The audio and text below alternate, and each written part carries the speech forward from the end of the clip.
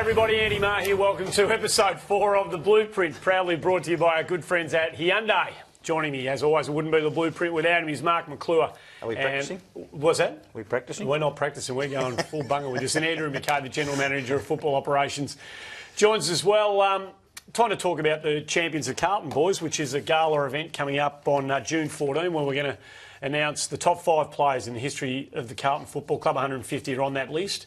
You two are a chance. Either of you likely to be in that top 5, do you think, come June 14? Very slim. I think we're in the top 145. Well, you're both in the top 150, which is a feather in your cap. It's a great thing to be 150th year. The best 150 players are judged by a panel of gentlemen. Expertise is their middle name. There's been a little bit of controversy about all of that, but you've got to draw a line somewhere. There's always going to be, isn't there? I mean, it's a great year for the club, having 150 years of iconic football, but certainly it's a good celebration for someone to come up, well, a panel to come up with 150 names, and as you say, there's always going to be people that disagree with it. I hope no one gets their nose out of joint, but someone will. Yeah. That's okay, it's part of life. You should be very proud to be part of it, and I think that 150 years of a football club, I just hope we're going a little bit better at this stage. It'd be nice if we come up with a couple of wins before we go into that night. If we had a look at the draw, do we got the ones? Won't matter. We'll be fine. We'll have won about 6 or 7 in a row by then. It's going to be a good top 5, gentlemen, if John Nichols is not part of it. I'll put to you that it's a fair chance. If John Nichols isn't part of it, I'll be very surprised, I would have thought. I'd be astonished if he wasn't part of it. And he was a superstar, and the size of him, he's not a tall man, but he played like a monster in those days, and a giant. So for him, he was my first coach. There you go. Was he? Yeah, he was. In 1974 when I first started, he was one coach. of our midfielders, Paddy Cripps, is actually taller than John Nichols would be. There you go. It's hard to believe in the changing face. You put John Nichols against sort of Robbie Warnock now, and you think, if you said to somebody who knew nothing about the game and the evolution of it, that these two blokes played in the same position, you'd say, you've got to be joking. How? And the smaller one dominated. Yeah, exactly. Yeah. 328 Not games. So certain he wouldn't. 307 goals, 3 flags, of course. What a giant at the Carlton Football Club he was. Steve Silvani, a fullback of the century and a great man, of course, played a lot of great footy. The one thing that gets overlooked from Sauce was that he kicked 202 goals. Yeah. I still remember playing at Subiaco one year, and Sauce was down back and we were going terribly up forward, so he went up forward and kicked about 6 or 7 goals. Yeah, he was a player. He's a superstar player. He's got great athleticism, good strength. You've got no idea how strong he was in the marking contest. Oh, he was so strong on the hips, wasn't he? Yeah, very powerful in that area. His agility and his ability to be able to hold the ball. He's a terrible kick, and he was taught by his dad. Right. And that's unfortunate because he was shocking, his father, old Serge. So, but he's in the list as well and been a great player for the Carlton as well. Great family name. The Silvanis are esteemed and revered around the Carlton Football Club, as they should be. I do remember him when he was a kid, and Serge used to bring his son along, Stephen, along to the ground, and he'd be teaching him to kick. We're going, don't teach him one thing, please. Get someone else to do it. Talk about great kicks of the Carlton Football Club. Stephen Kernahan got them through. They didn't always go through beautifully and the way they're meant to go through, but He's only remembered for one kick, wasn't he? Well, and a good song. Yeah, that's right, exactly. He was a great player, Stephen, and we all understand that. He was a good leader when he first arrived. Yeah, great player and a great leader. Yeah, phenomenal. Is that what he? Yeah. Well, who was that idiot? Anyway, but he was a superstar. This bloke, great bloke. He could pull a team together. He'd want to follow him wherever he went. Heart and soul of Carlton. If you wanted to go to the hotel with him, you know what? And you didn't want to go, you'd be going. Exactly. He's that sort of bloke, and that's the sort of one we're looking for in the future. Is he any good on the golf course? I've never had the pleasure. Yes, he goes okay. Right? Yeah, he goes all right. He's very happy with himself. Terrible swing, but he actually hits them okay. He gets on He the does. yeah. He does all right. How big was he in Adelaide growing up? I mean, you obviously knew of the Kernahan, you would have played with and against, obviously, but how big was he as that sort of teenage phenom coming through?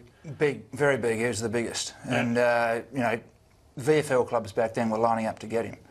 And he's probably the biggest because he actually held on longer than anyone else. He told them and said, look, I'm going to play a little bit of time at Glenelg and I want to win a couple of grand finals here before I come over, and that's what he did. The night he got Dooley. McDermott, McGuinness, they were all pretty big names too in those times, weren't they? Absolutely, it was a fair combination, wasn't it? Yeah, and they all stayed at Glenelg. And the night he got Dooley in the state game, I guess many of us will never ever forget that, will we? They're one of the great Carlton players, arguably the best of all time. Well, You know, who knew what Kernahan was going to bring to the Carlton Football Club when we were watching that duel in that particular game? Why isn't Bruce Dool in this list? He's probably the greatest of all. When he dropped the ball at training, we stopped. Right. He never dropped the ball. Is it true? Superstar. He and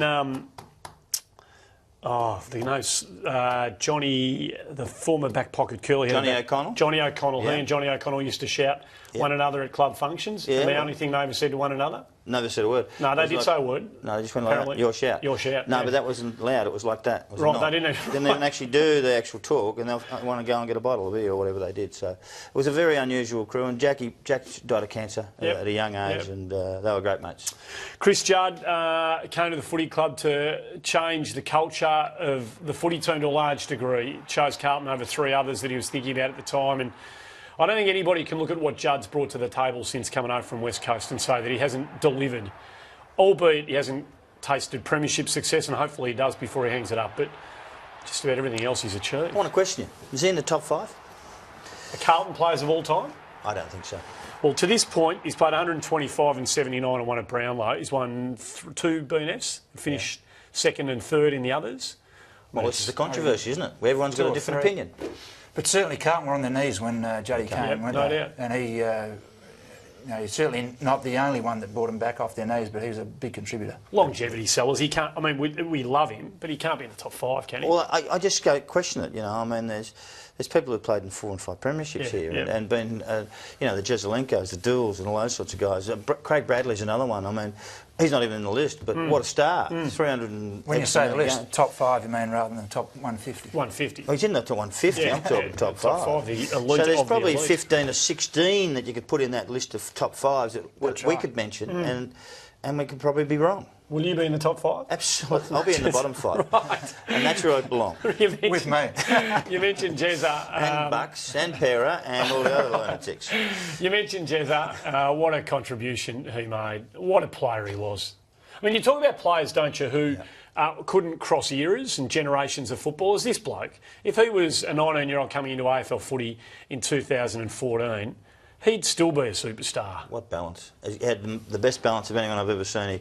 He could pick the ball up at 100 miles an hour, picking it up off the ground. He could jump. Look at that. That is just incredible. He did that. I used to stand there each week and watch him, and you just marvel.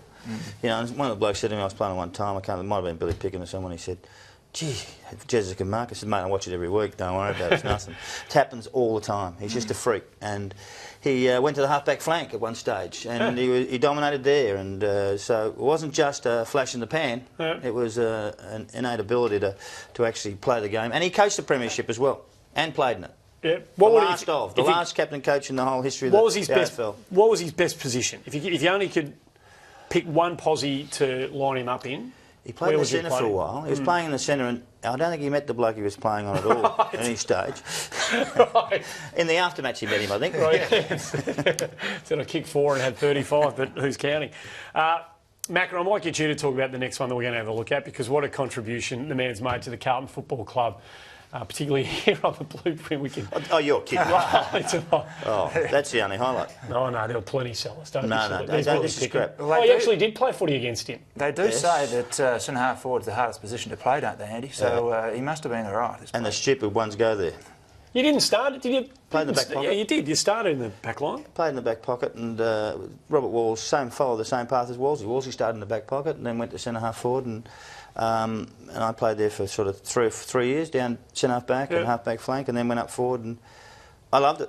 Do you know his strength though? His strength wasn't his talent. His strength was his determination. Right.